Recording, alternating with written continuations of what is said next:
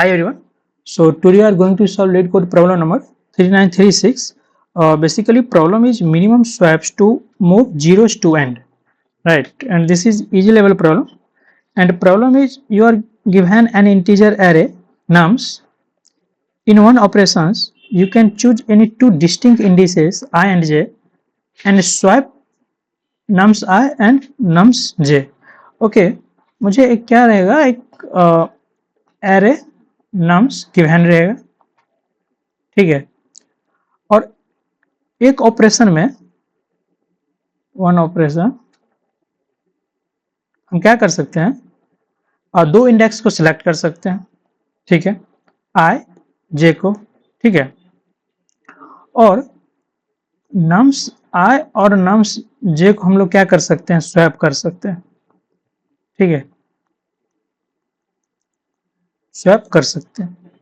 मुझे रिटर्न क्या करना है, return an integer denoting the minimum number of operation required to move all zeros to the end of the array. Okay, so basically problem ये है कि एक मुझे एरे गिवन है, ठीक है, और मुझे दो इंडिसेस सेलेक्ट करना है एक ऑपरेशन के अंदर। जब भी ऑपरेशन कर रहे होंगे उस टाइम हम क्या करेंगे, दो को भी इंडेक्स को हम सेलेक्ट कर सकते हैं, आई और जे को, ठीक है।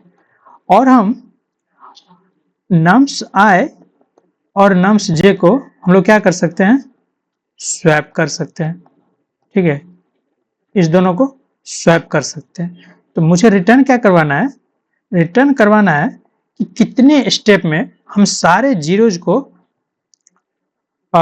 एरे के एंड में पहुंचा सकते हैं, ठीक है। सपोज यहाँ पे अगर एक टेस्ट केस देखे, सपोज 0 1 2 4 0 5 लाइक दिस। ओके, सो यहाँ पे एक ऑपरेशन क्या था, एक ऑपरेशन मुझे आई और जे सिलेक्ट करनी है, दोनों को स्वैप करनी है, ठीक है। रिटर्न क्या करवाना था, कितने ऑपरेशन में हम सारे जीरो को लास्ट में पहुंचा सकते हैं, ठीक है। सो इस केस में क्या है, एक जीरो मेरा यहाँ पे है, एक जीरो यहाँ पे है, ठीक है, दो जीरो है मेरे पास। मुझे इसका रिजल्ट क्या आने वाला है, रिजल्ट कुछ ऐसा होगा, मतलब रिजल्ट कुछ भी ऐसा होगा, मतलब कि लास्ट में तो दोनों एरे एग्जिस्ट करना ही चाहिए, ठीक है। अब बाकी ये कैसा है, बाकी का एलिमेंट आप कैसे इसके अंदर डालते हैं उससे कोई फर्क नहीं, ठीक है।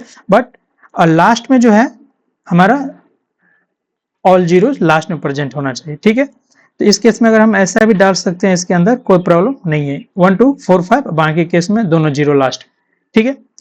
तो यहाँ पे हम क्या करेंगे, यहाँ पे कि बेसिकली इस 5 को अगर हम इस दोनों से अगर हम स्वैप कर दे तो हम ये भी तो मेरा एरे बन सकता है, जैसे 5 1 2 4 0 0, ये भी मेरा एक एरे बनेगा, ये भी, इसको भी हम रिटर्न कर सकते हैं। इसमें कितना स्टेप में हम रिवर्स किए, एक ही स्टेप में, सारे जीरो मेरे लास्ट में आ गया। इस केस में क्या होगा, रिटर्न 1, क्योंकि एक ही स्टेप में हम पहुंच रहे, ठीक है। और यहाँ पे एक टेस्ट केस गिवन है, ठीक है। इस टेस्ट केस में बेसिकली क्या है कि 0 1 0 3 12, राइट, ये मेरा एरे है। इसमें क्या है, मुझे दो जीरो इसमें भी है, दो जीरो, ठीक है, और मुझे इस दोनों को लास्ट में पहुंचाना है, ठीक है। हम तो ये करेंगे कि पहला आई इसको सिलेक्ट करेंगे, आई इक्वल टू 0, और जे इक्वल टू फर्स्ट हम किसको सिलेक्ट कर देंगे, लास्ट इंडेक्स को, 5 को, ठीक है। और इस दोनों को हम स्वैप करेंगे तो मेरा कुछ एरे दिखेगा कुछ ऐसा, ठीक है, कुछ ऐसा, ठीक है। अब इसके बाद हम क्या कर सकते हैं, मुझे ये जीरो को यहाँ पहुंचाना है, इसको यहाँ पहुंचाना है, तो हम ये दोनों को सिलेक्ट कर लेंगे, ठीक है, और दोनों को स्वैप कर देंगे, मीन्स 12 1 3 0 0। मेरा जो है इसमें दो स्टेप में दिख रहा है कि मुझे दोनों जीरो को लास्ट में पहुंचाने के लिए मुझे कितना मिनिमम स्टेप लगा, वो लगा 2, ठीक है। और आंसर भी क्या है मेरे पास, 2, ठीक है। सो इसके अप्रोच की अगर मैं बात करूं तो देखो यहाँ 2-3 कंडीशन बन सकता है। क्या क्या कंडीशन बन सकता है, देखो फर्स्ट कंडीशन ये बन सकता है, हम कंडीशन के ऊपर अगर बात करें क्या क्या कंडीशन हो सकता है, इसको किस तरह से एब्जॉर्ब किया जा सकता है क्वेश्चन को, कि किस किस कंडीशन एग्जिस्ट कर सकता है, कैसा कैसा। एक तो ये होगा कि अगर मुझे सबसे पहले मुझे पास ये क्लियर होना चाहिए कि कितना जीरो है।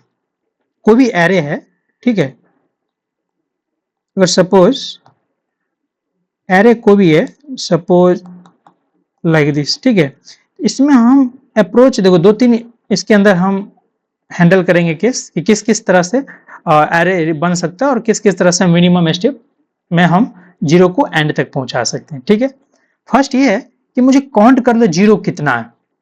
ठीक है, यहां मुझे पास कितना है, जीरो, जीरो इक्वल टू 2 है।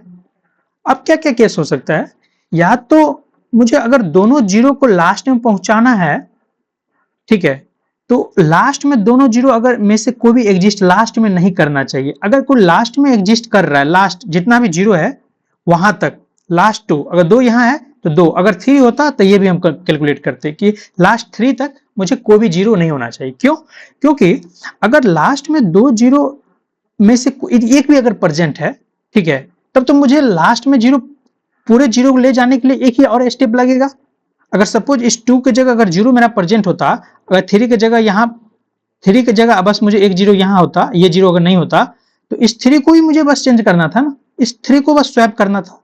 तो इस 3 को हम क्या कर सकते, इसको स्वैप करने के लिए मुझे कितना स्टेप लग रहा है, एक ही स्टेप लगेगा। ठीक है, एक ये क्लियर हो गया केस कि अगर 2 जीरो है तो लास्ट में दोनों जीरो एग्जिस्ट नहीं करना चाहिए, तो उसमें मिनिमम कितना लगेगा, 2 स्टेप लगेगा। ठीक है, दूसरा ये होगा कि सपोज सेम केस को मैं एक 0 1 2 3 और लास्ट में इसको हम डाल दे रहे हैं जीरो को। ठीक है, अब देखो यहाँ पे कितना स्टेप लगेगा, यहाँ पे मुझे एक स्टेप लगेगा। क्यों? क्योंकि टोटल कितना जीरो है, 2, और 2 लास्ट मैंने क्या बोला था, लास्ट देखना है कितना जीरो है, जितना जीरो है उतना डिजिट लास्ट का देखना है, उसमें कितना जीरो है। ठीक है, तो लास्ट में टोटल 2 जीरो, लास्ट में 1 जीरो, तो मुझे ऑपरेशन इस केस में कितना लगेगा, एक तो मेरा ये केस हैंडल हो गया। ठीक है, और ये भी केस हो सकता है क्या कि ऑलरेडी मेरा जो है सारा लास्ट में ही हो, मुझे कोई मॉडिफिकेशन करने की जरूरत ही नहीं है, इसमें मुझे कितना लगेगा, 0 स्टेप। ठीक है, तो ओवरऑल जो मेरा अप्रोच है क्या कि देखो ये केस अगर आपको कंडीशन अगर क्लियर है, ये 3 केस, तो आई होप कि क्वेश्चन क्लियर होगा सारा। तो इस तीनों केस को हैंडल हम कैसे करेंगे, ठीक है, इसको अगर हम सूडो कोड की बात करें, सूडो कोड से ही समझ लेते हैं। ठीक है, पहले तो मुझे क्या चाहिए, टोटल जीरो काउंट चाहिए। ठीक है, अगर जीरो काउंट आ गया, ठीक है, तो हम लास्ट का क्या करेंगे, एरे लास्ट जितना total number of count zero है उतना एरे का लास्ट डिजिट देखना है, उतना लास्ट डिजिट मुझे चेक करना है अब। ठीक है, बस ये करना है, एरे का लास्ट डिजिट टोटल चेक करना है। ठीक है, इसमें क्या क्या आ सकता है, अगर लास्ट डिजिट तक है, अगर सपोज इसमें लास्ट डिजिट तक कोई भी जीरो आ रहा है, ठीक है, इस जीरो के काउंट से मुझे उसको क्या करना है, माइनस करना है। क्यों? क्योंकि लास्ट डिजिट तक मैंने यहां देखा था अभी कि यहाँ पे लास्ट डिजिट तक काउंट में अगर एक जीरो, टोटल कितना जीरो, 2 जीरो, एक लास्ट डिजिट में आ रहा था तो एक काउंट माइनस होगा जीरो से, तो एक ही बचेगा। सेम यही मुझे यहाँ भी करना है, एरे का लास्ट डिजिट जितना है, जितना जीरो है काउंट, उतना डिजिट लास्ट देखना है और उसमें से मुझे चेक करना है क्या कितना जीरो लास्ट डिजिट के अंदर प्रेजेंट है। जितना जीरो लास्ट डिजिट के अंदर प्रेजेंट होगा उतना मुझे क्या करना है, जीरो से क्या करना है, माइनस माइनस करना है, और लास्ट में जो भी बचेगा उसको रिटर्न क्या करवाना है, जीरो के जीरो, वही जीरो मुझे रिटर्न करना है, क्योंकि मिनिमम उतना स्टेप लगेगा। ठीक है, अगर इससे अगर थोड़ा भी आपको क्लियर होगा तो कोड से आपको पूरा सारा चीज क्लियर हो जाएगा। ठीक है, कोड की हम बात कर लेते हैं। देखो कोड कुछ ऐसा है,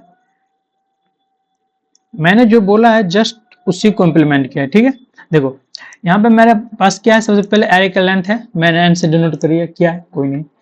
अब क्या है, मैंने जीरो ले लिया, ये लूप जो मेरा चल रहा है वो क्या है, जीरो जीरो काउंट हो रहा है। ठीक है,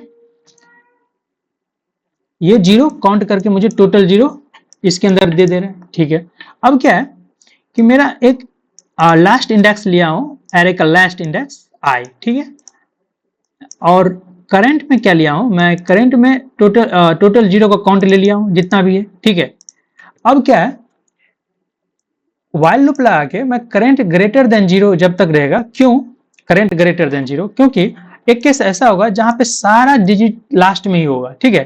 तो उस केस में इसलिए मैं करंट 0 है तब तक मुझे क्या करो, लास्ट डिजिट नम्स आई क्या है मेरा, लास्ट डिजिट इक्वल टू 0 है, तो 0 से माइनस माइनस करो। बाकी केस में क्या होगा, करंट को माइनस माइनस करो, आई को माइनस माइनस करो। ये जो करंट में 0 को मैंने डाला हूं क्योंकि ये मुझे इतना ही स्टेप मैक्सिमम चलना है। मैक्सिमम कितना स्टेप लास्ट में चलना है, एरे के लास्ट डिजिट से इतना, जितना 0 का काउंट रहेगा उतना स्टेप चलना है, ठीक है। इसलिए करंट को माइनस माइनस हर एक बार कर रहा हूँ, आई को भी माइनस माइनस कर रहा हूँ। कहीं भी मुझे लास्ट डिजिट में मिल जा रहा है 0, तो 0 से ओरिजिनल 0 काउंट से हम क्या कर रहे हैं, माइनस कर रहे हैं और 0 को रिटर्न कर रहे हैं, ठीक है। देख लेते हैं, एक्सेप्ट हो गया, ठीक है, डन, ओके। अब देखो टेस्ट सॉरी टाइम कॉम्प्लेक्सिटी की अगर मैं बात करूं तो इसके अंदर क्या कर रहा हूं, मुझे एक तो ये है कि सारे 0 को काउंट करने के लिए मैं क्या कर रहा हूं, एक लूप चला रहा हूं, फॉर लूप, जो कि मेरा बिग ऑफ एन टाइम वो लेगा, ठीक है। और एक लूप मैं चला रहा हूं नंबर ऑफ 0 के बराबर, नंबर ऑफ 0, ठीक है। बट क्या है कि अगर वर्स्ट केस की मैं बात करूं कि सारा अगर 0 ही रहेगा तो वो भी मेरा बिग ऑफ एन ही चलेगा, ठीक है। तो big of n plus big of n क्या हो जाएगा, 2 बिग ऑफ एन, तो कांस्टेंट रिमूव होगा, तो टाइम कॉम्प्लेक्सिटी ओवरऑल मेरे पास कितना आएगा, बिग ऑफ एन, और स्पेस कॉम्प्लेक्सिटी क्या आएगा, बिग ऑफ 1, क्योंकि मैंने कोई एक्स्ट्रा स्पेस इसके अंदर यूज कर ही नहीं रहा, ठीक है। आई होप आपको क्लियर हो।